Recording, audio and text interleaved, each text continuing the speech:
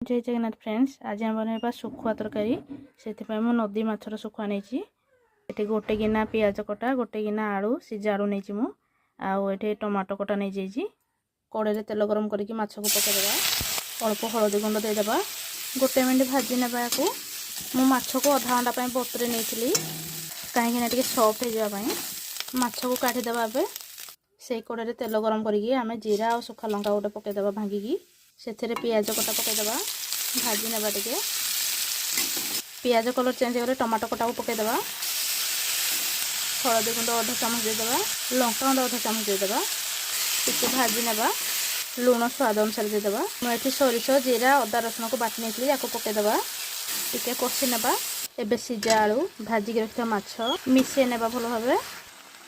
ये पानी देगी आम 10 मिनट फुटवा छाड़देबा। धनिया पत्र देगी ओल्हेदेबा। भेरी टेस्टी शुखुआ तरकारी रेडी।